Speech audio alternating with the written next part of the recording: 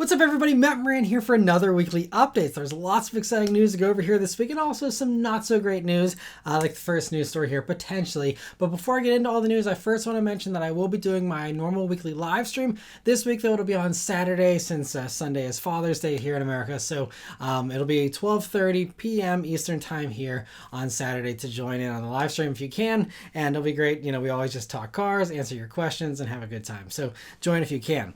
Anyway, getting into the news here this week, though, Autocar this week spoke with Volkswagen's technical development boss, who told them that with the next generation of the Golf, there will not be one with a manual gear shift because of the Euro 7 emission stuff, supposedly. So Autocar claims that this is also referring to the refresh for the current generation GTI, so the Mark 8.5 or whatever, and that's supposedly coming next year. So this could be a change that happens really soon, and so it's just because of the very strict proposals for Euro 7. Now, they said that that hasn't been locked in, so if Euro 7 rules end up relaxing here in their final form before it gets put into law, then maybe the manual could stick around a little longer.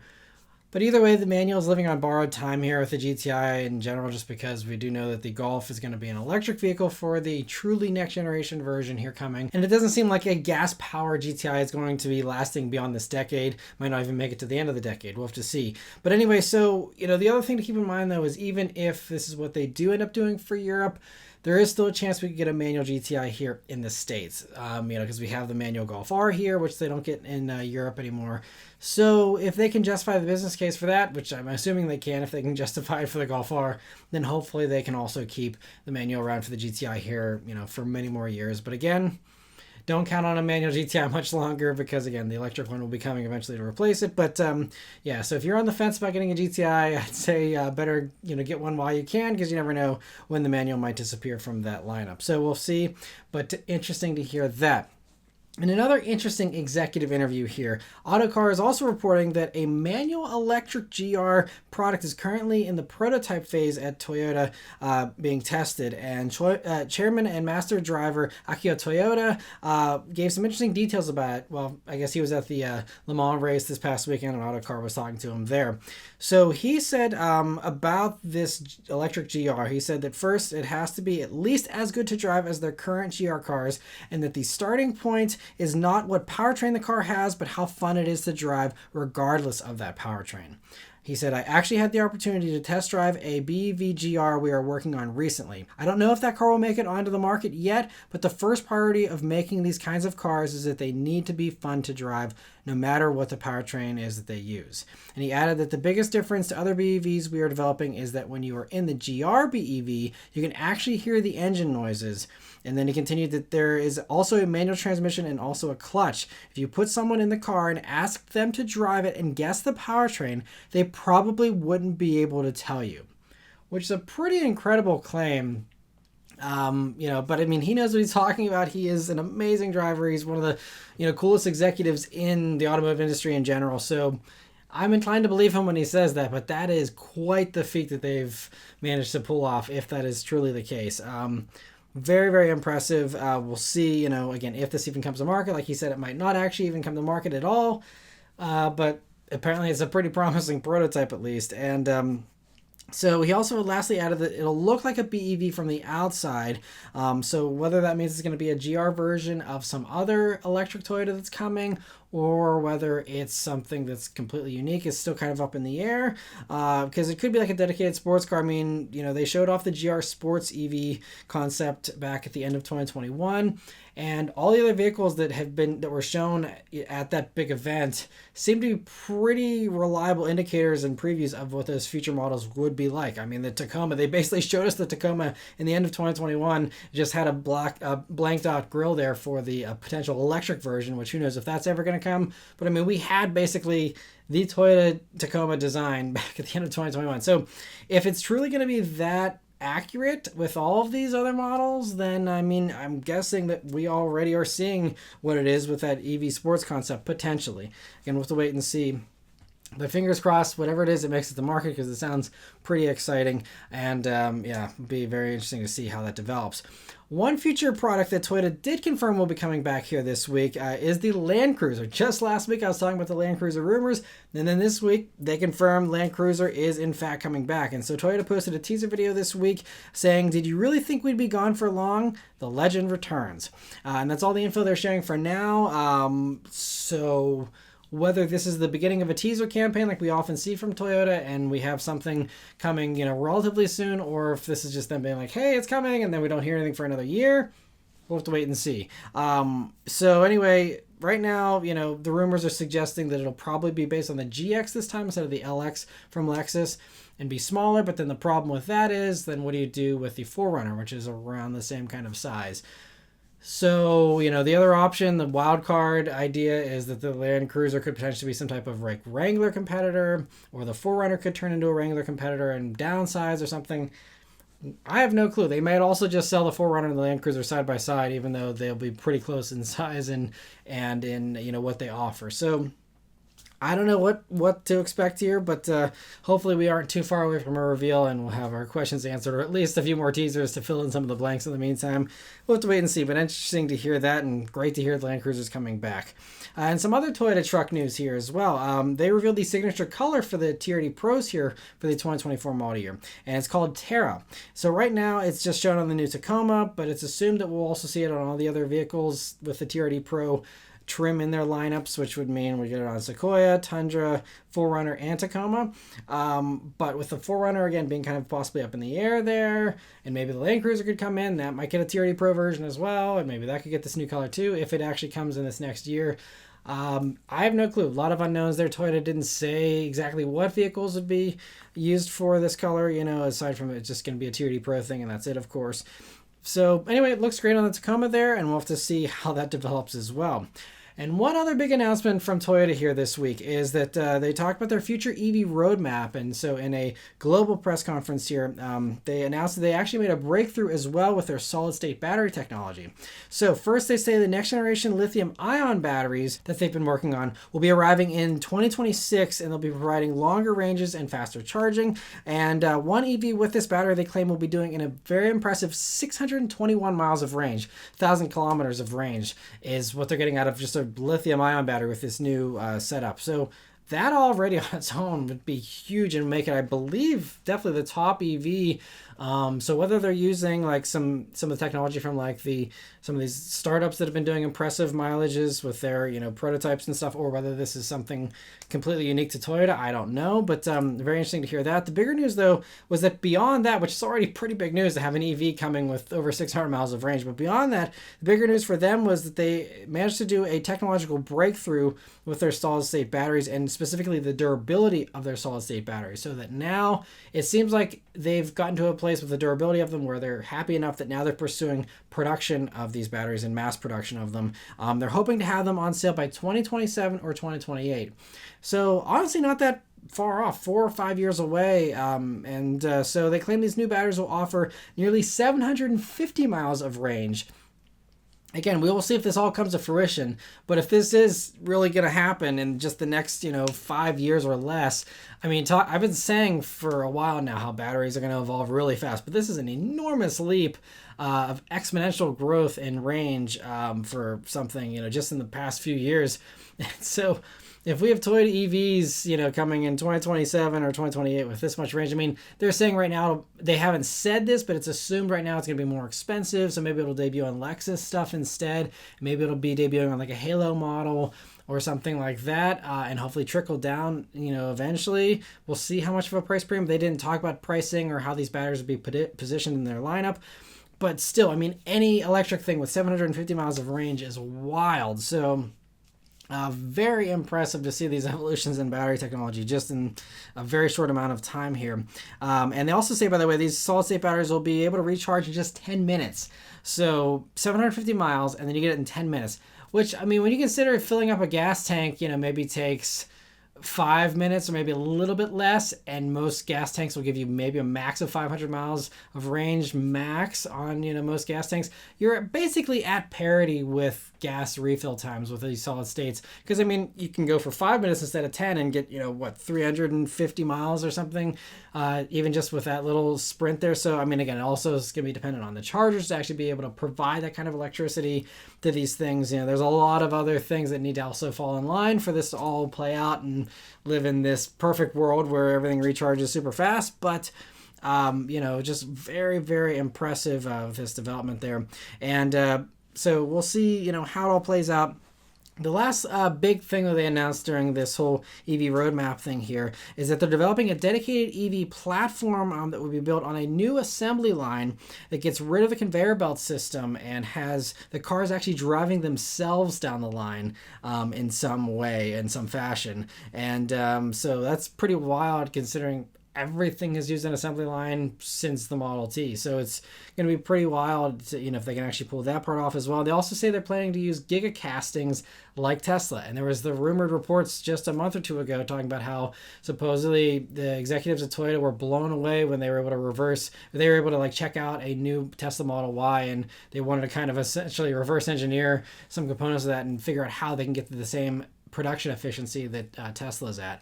Seems like they are going to go for that plan and do the giga casting just like Tesla and drive down those production costs, which also could help offset the cost of these new batteries potentially, which of themselves will also drop in cost eventually too. But so hopefully that all helps to keep pricing relatively reasonable. We'll have to wait and see, but very impressive plans, regardless, and hopefully it all works out here. Another exciting EV that's potentially in the works here is supposedly a successor to the Kia Stinger.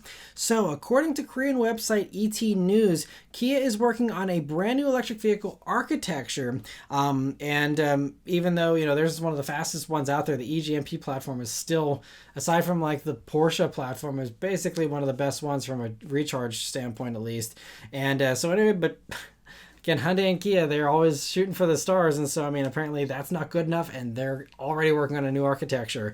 It's just wild the warp speed that this company is developing at and the competitiveness of it. But anyway, so this new platform will supposedly support one of the largest battery sizes in the industry as well, and the first model that's rumored to be coming on this platform is going to be a Kia sedan. And so that's why everyone's like, okay, well, if it's going to be there's some higher end Kia sedan, it's going to kind of probably fill in where the Stinger was. Maybe it could go to like where the K900 and stuff was if they're going for a luxury thing. But it seems like everyone's suggesting this could be like a Stinger replacement. Whether it's an actual successor or keeps the name or what, have to wait and see. But right now, the project name for the car is GT1. And it's supposedly going to be getting a 113.2 kilowatt hour battery, and a top performing version of this, they say, could have about 603 horsepower, which puts it, just a little bit beyond the EV6 GT. So honestly, not the massive amount of power that, you might be expecting out of, a next generation Kia or something, but still, I mean, we're talking about 600 horsepower, so nothing to complain about. And supposedly this thing will be arriving in 2025 if this report is accurate. So obviously something like that sounds very expensive with a huge battery pack like that and that much power. So don't count on a Stinger or any kind of, whatever they call this thing, being anything less than 60 grand. It'll most likely be even more than that. But anyway, yeah, interesting to hear that. Another vehicle that might be potentially making a comeback here is the Chevy Bolt. So while, it is being discontinued still, and that's happening around the third quarter of this year, unfortunately, because that has to go away to make room for building more of these EV trucks. But it might not be done forever here. So NPR's Marketplace podcast interviewed GM's CEO Mary Barra about their future EV plans. And in the interview, she mentioned that she's been driving a Bolt and she loves it, which is cool in and of its own, right? I really like the Bolt EV that I had as well for a week. And when the interviewer asked why they're getting rid of the Bolt since she likes it so much, she responded with, because it's our second generation technology. The difference between our second generation and third generation, which is Ultium, is a 40% reduction in battery costs. And we're leveraging the names of our vehicles that are well understood and known in industry. People, who drive an Equinox today will understand what an Equinox EV is, what that delivers to them. But, Bolt is something that has built up a lot of loyalty and equity. So I can't say more because I don't discuss future product programs, But, it was primarily a move from second generation to third generation.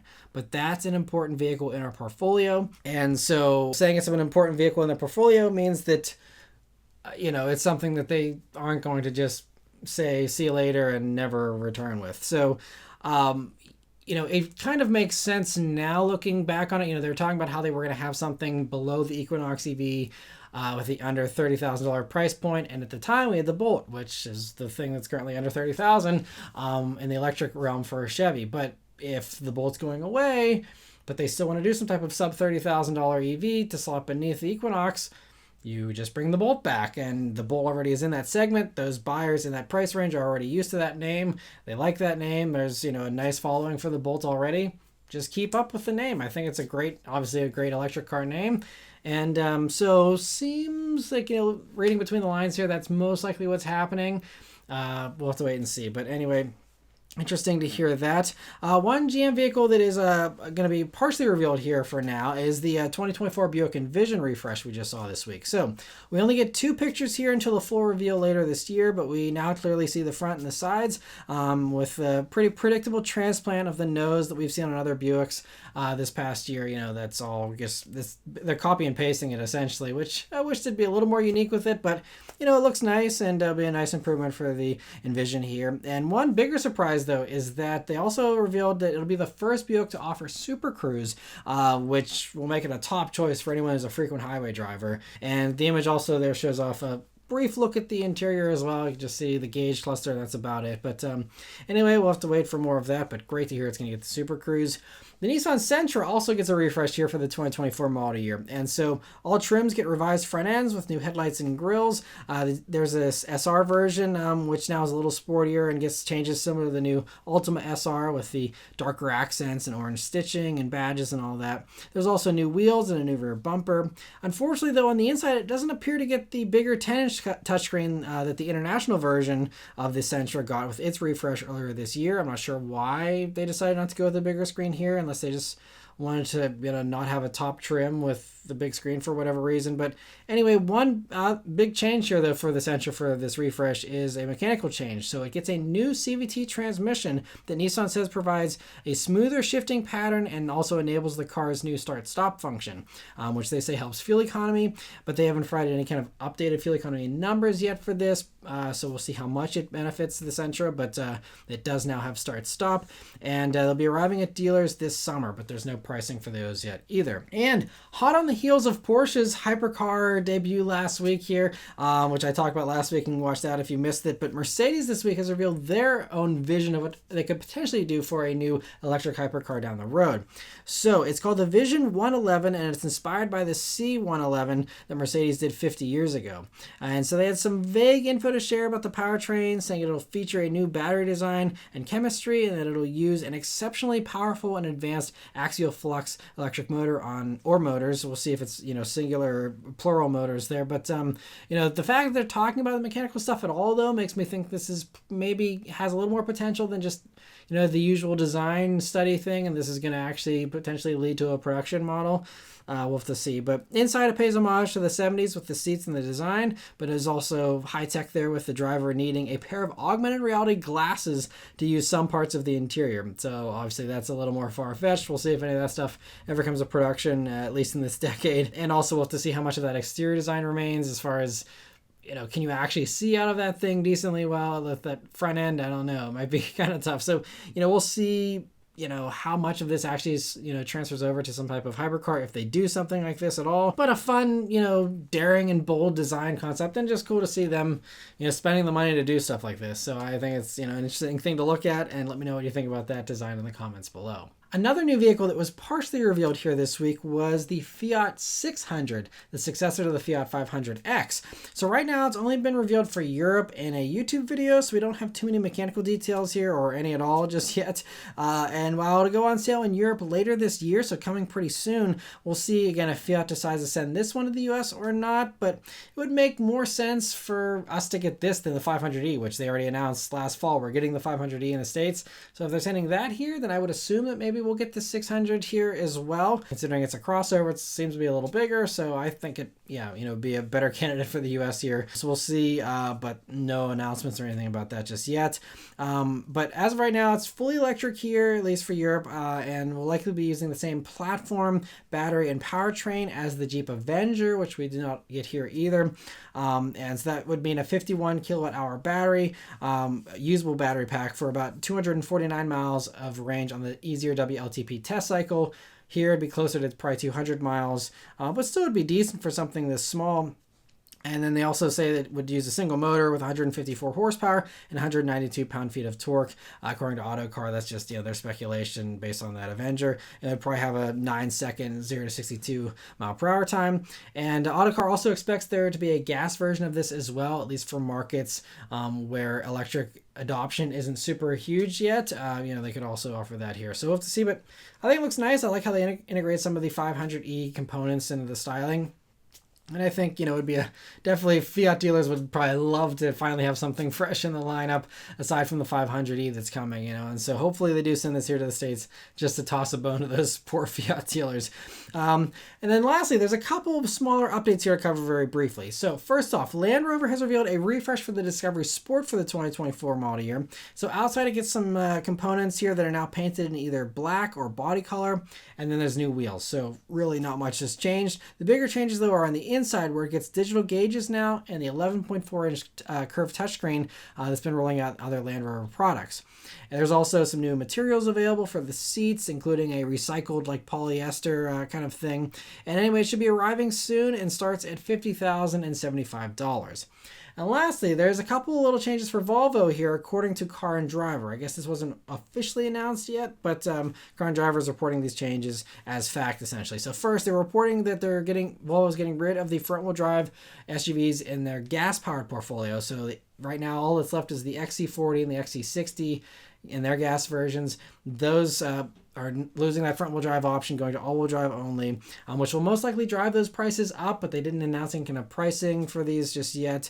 The more sad news, though, from Volvo here, according to, again, Car and Driver, is that they're getting rid of the Polestar engineered version of the S60, but strangely keeping it around for the V60 and for the XC60. And I can't imagine... You know, you think the S60 would be the highest volume seller. Maybe the XC60 would give it a run for its money, but the V60, like how many people have bought a V60 Polestar engineered? I mean, I reviewed one. They're fun, but I've never seen one on the road. So I have no clue how they justified keeping that around, but not the S60 version. But for some reason, S60 version is going away here for the 2024 model year. So anyway, not complaining about the V60 sticking around, though. Great to see that sticking around at all for 2024, because we have heard about Volvo getting rid of the non-cross-country versions of their wagons here, you know, going forward, but that hasn't happened yet for the V60, thankfully, so good to hear that. And lastly, I want to thank all of you that are members of the Maran Motoring Club. So we did have a few new members that were able to join this week, thanks to the generosity of the Triton Car Guy and Kyle, who both gifted memberships during last week's live stream. And so while most of those memberships went to people that were able to rejoin, we did have several new members that were able to join as well. So I want to give a huge welcome here to the new members: Rodrigo Perez, Saul Ramirez, Ali Abdi, Paul Fernando, Kevin Silva, and Dan Harden. I hope you're all enjoying the membership perks so far, and I hope many of you can join here on the live stream on Saturday as well, where members do get that priority answering, and I hope to be able to chat with all of you there if you can make it. And for anyone else that would like to join and become a member, there's always a join button here on the video page, on the channel page, and also a link in the description. But anyway, thank you all very much for watching. Please let me know all your thoughts on this stuff in the comments below. Please also leave a like and subscribe to keep these videos coming, and I'll see you guys on the next one. Take care.